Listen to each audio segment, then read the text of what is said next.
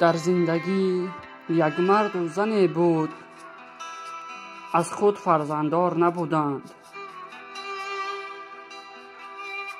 بسیار فکر کردند مرد و زن، به خلاصه آمدند که رفته از خانه کودکان، یعنی از خانه یتیمان، یک کودک گیرند و او را بزرگ کنند.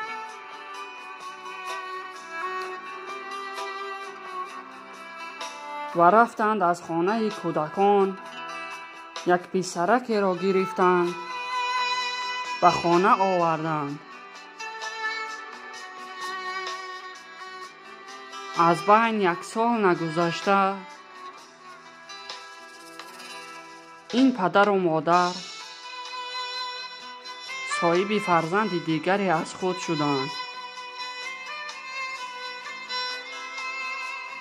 2 تا فرزند داشتند، یکی از خود، دیگری از خانه یتیمان آورده.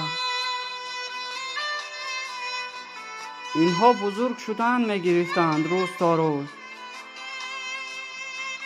و روز پدر در خانه نبود، پدر به کار رفته بود و از کار برمیگردد که فرزند خودش را آغشته خون می‌بیند.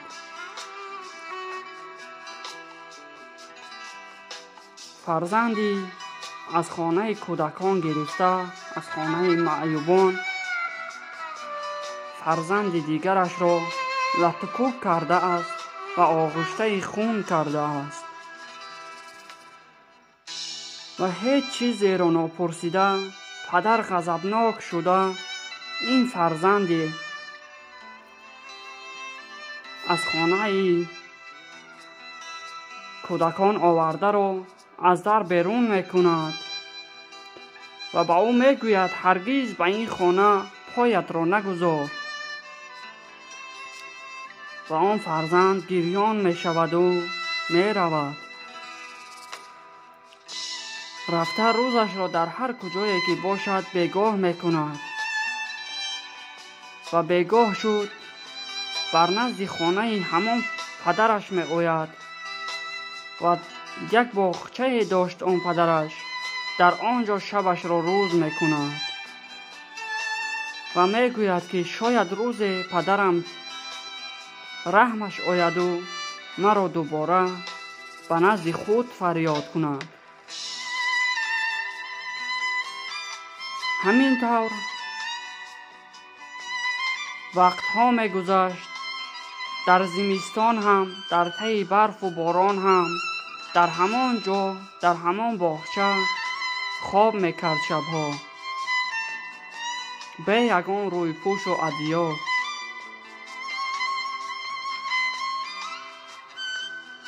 پدر یک روز به خانه فرزند دیگرش در آمد و دید که اون فرزندش گریان است و از او پرسید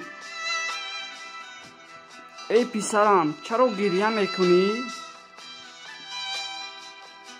پسر گفت من به حال برادر دیگرم میگریم که آن را از خانه پیش کردی و سببش را نپرسیدی که آن برای چی مرا لطکوب کرد.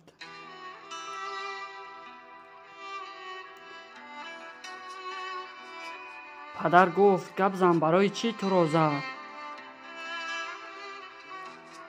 پسرش گفت روزی که شما در خانه نبودید من با همراهی برادرم نشسته صحبت میکردیم و من گفتم که ای کاش پدرم کی میمرده باشد که مال و ثروتش به من ماند. و برادرم مرا چنان لطکوب کرد که گفت این گپ را نگوی چون که من هیچ کسی ندارم.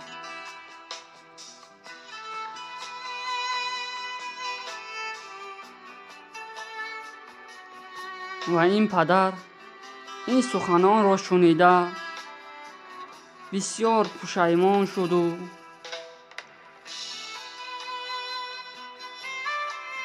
دوان دوان به طرف باغچه رفت و خودش را به آغوش پسرش پرتافت و بسیار گریه و زاری میکرد.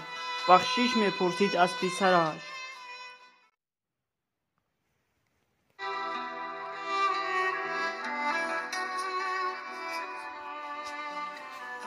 در زندگی یک مرد و زنی بود، از خود فرزنددار نبودند.